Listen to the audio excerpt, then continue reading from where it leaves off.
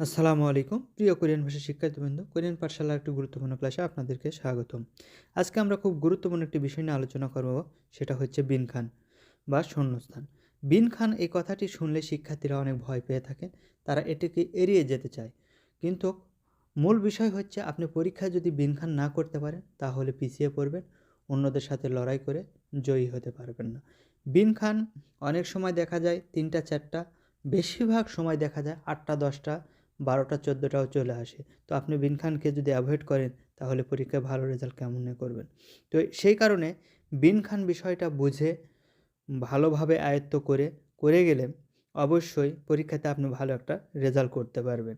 আর পরীক্ষাতে যদি আপনি ভয় করে নিয়ে যান তাহলে সেখানে সহজ বিনখান আসলেও আপনি হয়তো খারাপ করবেন। তাই আমাদের এই ছোট্ট প্রয়াস হচ্ছে যে বিনখানের ভীতি কীভাবে দূর করা যায় সেটাই আমরা চেষ্টা করব ইনশাল্লাহ। তো চলুন মূল ক্লাসে প্রবেশ করি এবং বিনখান সমাধানের মাধ্যমে এই ভীতিটাকে দূর করে শিক্ষার্থীদের মনে আশার সঞ্চার করি।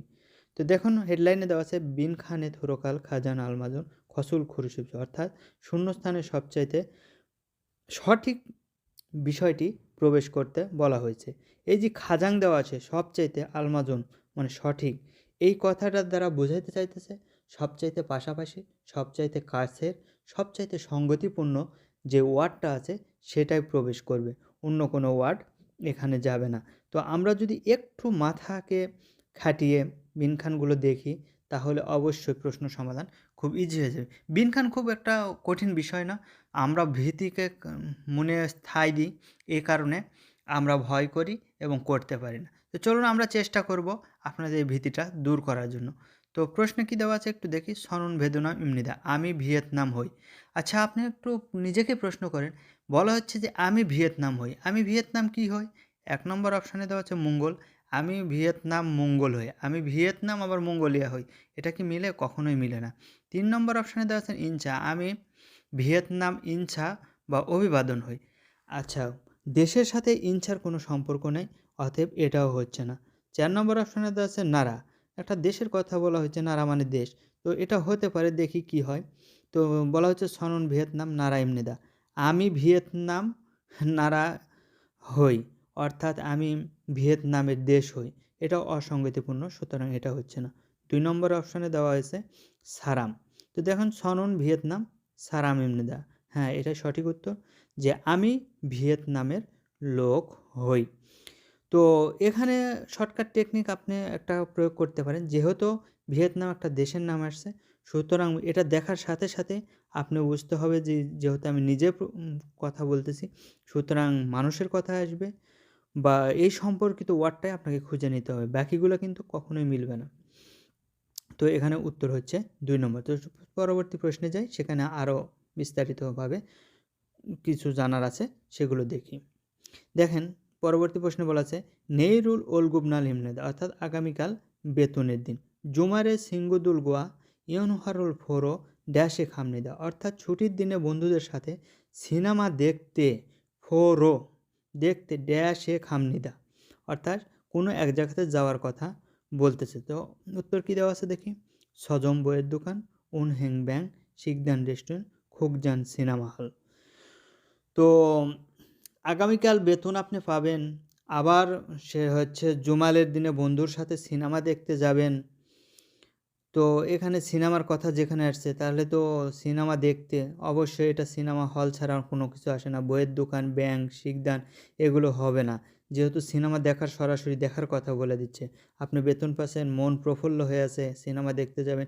হ্যাঁ, যদি সিনেমা দেখার কথা না হতো তাহলে শিকদানের বিষয়টা আসতো বা উনহেং ব্যাংকের কথা আসতো, এরকম আসতো, কিন্তু সরাসরি বলেই দিচ্ছে সিনেমার কথা। তো সুতরাং এখানে উত্তর ৪ নাম্বার, এই খোকজাং। তো এখানে একটা জিনিস লক্ষণীয়, সেটা হচ্ছে এই খোকজান মানে সিনেমা হল, এই ইয়নহোয়া গোয়ান মানেও সিনেমা হল। ইয়নহোয়া গোয়ান দিলে অনেকেই পারত, কিন্তু এই খোকজান দেওয়ার কারণে অনেক শিক্ষার্থী ভুল করবে। তো অনেকেই মনে করবে যে এখানে উত্তরই নাই, এরকম মনে করতে পারে, কেউ কেউ উনহেংও দিতে পারে, যেহেতু বেতনের দিন বলা হচ্ছে, তো এটা হবে না।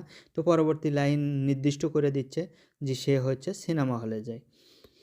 তো এই ধরনের বিষয়গুলো আপনাদের মাথায় রাখতে হবে, যে বিনখান করার সময় লক্ষ্য রাখতে হবে যে কোন বিষয়ে গল্পটা শুরু হলো।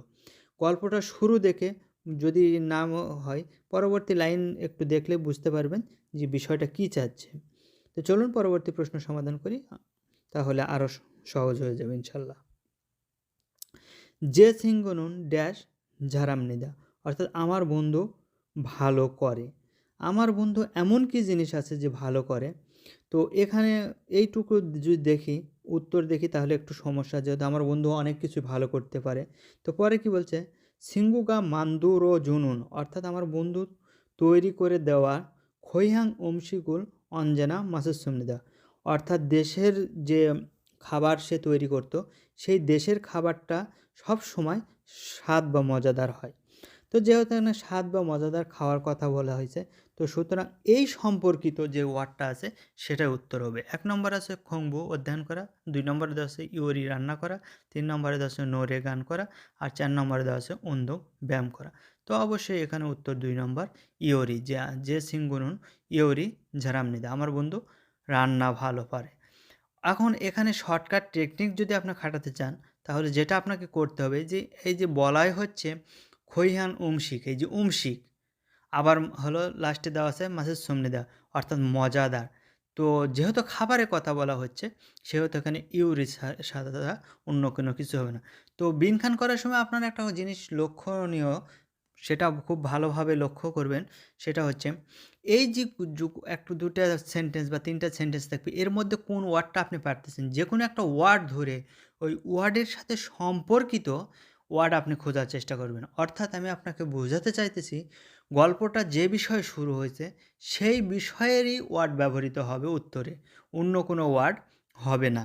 এটা যদি আপনি মাথায় রাখতে পারেন, নিশ্চিতভাবে বিনখান ভালো করবে। সেটা হচ্ছে যেই বিষয়ে গল্প শুরু হবে সেই বিষয়ের ওয়ার্ড দিয়েই প্রশ্ন শেষ হবে।